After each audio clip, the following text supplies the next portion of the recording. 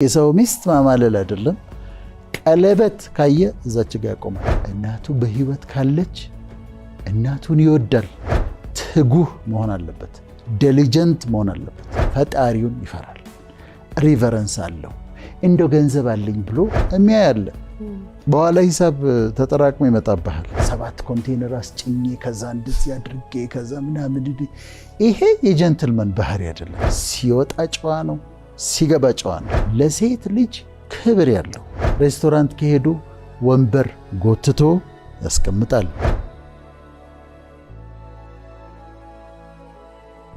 ኦነረብል ጀንትልመን ደግሞ ምን አይነት ሰው ነው? ዮሴፍን እናንሳ፣ ምሳሌያችን ነው።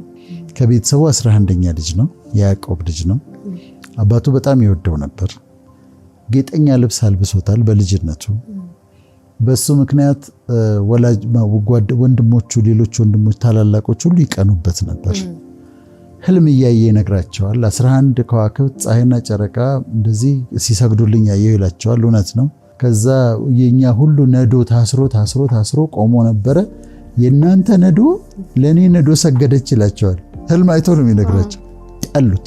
ከዛ ወንድሞቹ፣ የገዛ ወንድሞቹ ጠልተውት አንድ ቀን ሲመጣ እነሱ ከብት እየጠበቁ ሲመጣ ሲያወጣ ህልመኛው መጣሉና ያዙትና ጉድጓድ ውስጥ አሉት። ከዛ ለእስማኤላውያን ሸጡት። ዮሴፍ ተሸጠ። በጣም ጨከኑበት። አሁን ዮሴፍ እንደምታውቂው ከዛ እነዛ የወሰዱት እስማኤላውያን ጲጢፋራ ለሚባል ሰው ሸጡት እና ጲጢፋራ ቤት ውስጥ እሱ ባሪያ ሆኖ መስራት ጀመረ። ከዛ ጲጢፋራ ቤት ገባ። ጲጢፋራ የሚሰራውን ሁሉ እግዚአብሔር እንደሚያከናውንለት አየ። ከዛ ምን ይላል መሰለሽ? ከሚበላው እንጀራ ውጪ ጲጢፋራ ስለ ቤቱ አያውቅም ነበር። ሰጠው ለዮሴፍ።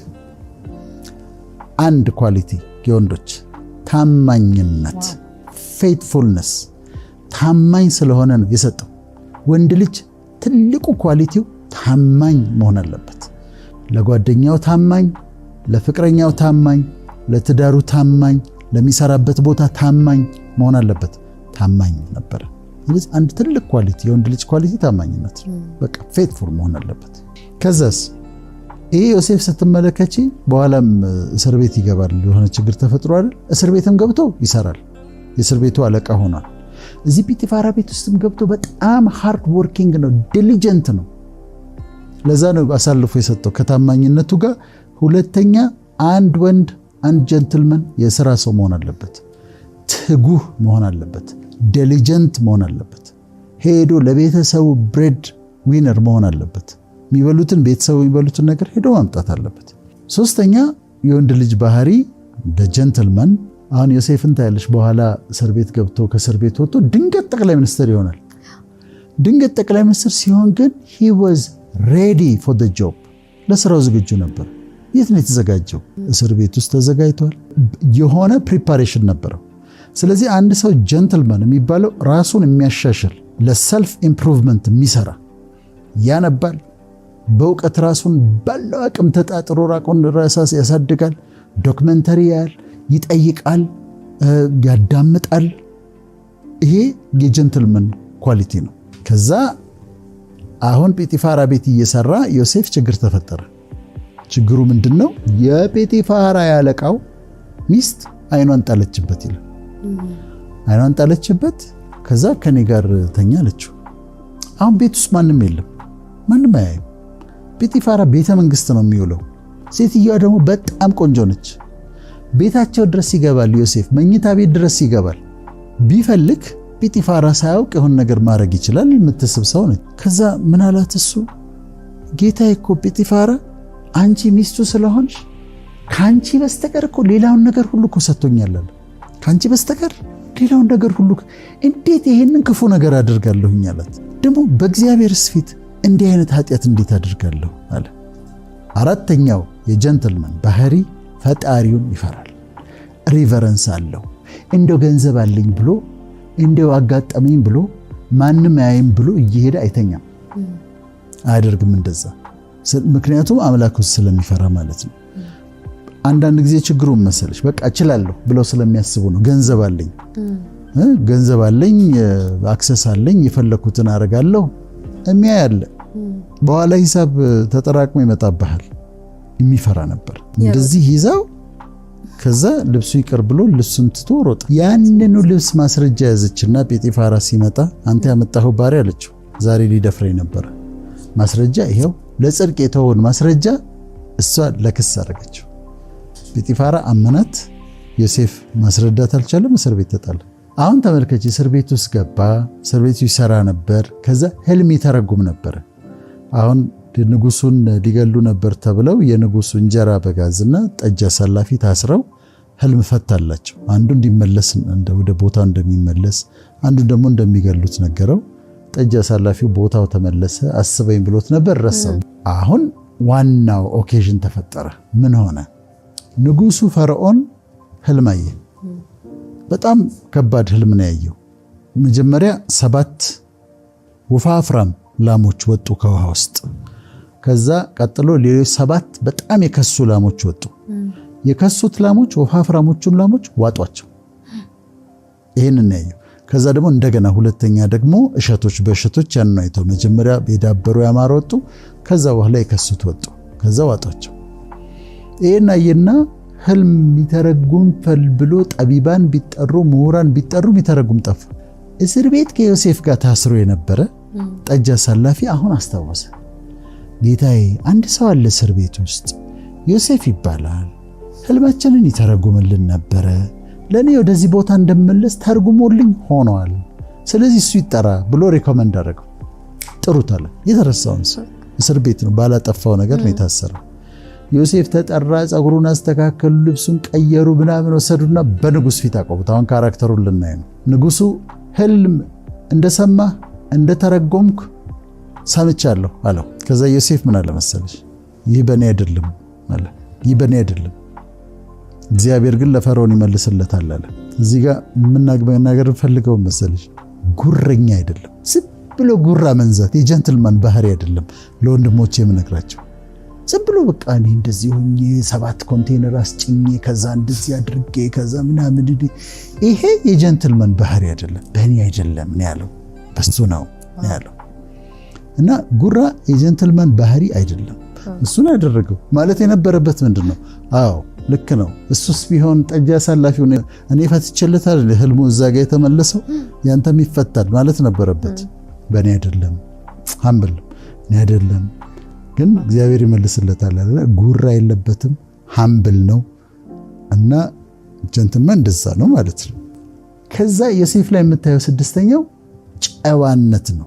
ዲሰንሲ ነው። ዲሰንት ነው። በቃ ጀንትልማን የሚባለው አንድ ሰው ሲናገር ጨዋ ነው፣ ሲወጣ ጨዋ ነው፣ ሲገባ ጨዋ ነው። ከዛ በኋላ የምታየው ምንድነው? ጠቅላይ ሚኒስትር ሆነ፣ ከንጉሱ ቀጥሎ ተሾመ። ከዛ በኋላ እሱ ጠቅላይ ሚኒስትር ሆኖ ወንድሞቹ መጡ። እነዛ ጉድጓድ ውስጥ የጣሉት በጣም በጭካኔ ታናሽ ወንድማቸውን ጉድጓድ ውስጥ የጣሉት ለእስማኤላውያን የሸጡት ወንድሞቹን አገኙ።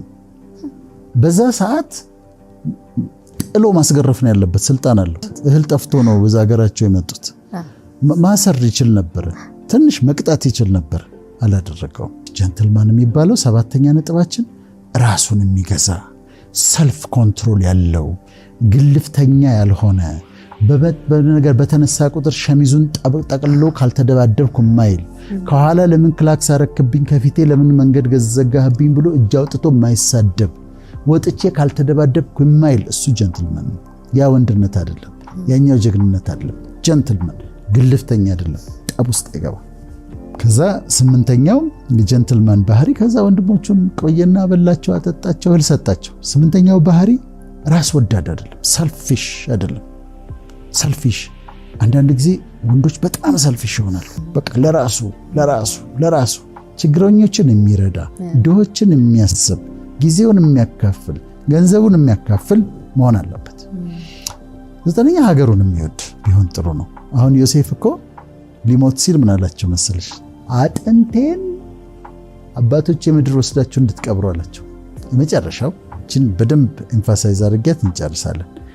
ለሴት ልጅ ክብር ያለው መሆን አለበት። ሴት ልጅን የሚያከብር ወንድ ዋነኛው እንደውም መለያው ጀንትልማን ይሄ ነው።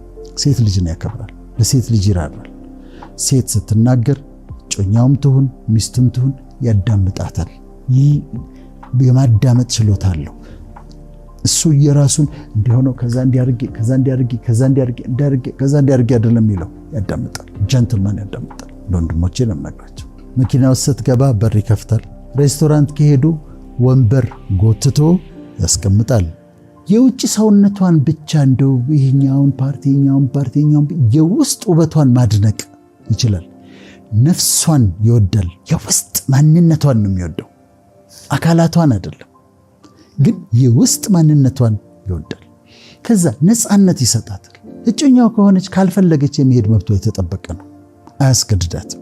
ነፃነት የሚሰጥ ነው። የሌላ ወንድ የሆነችን ሴት አያይ።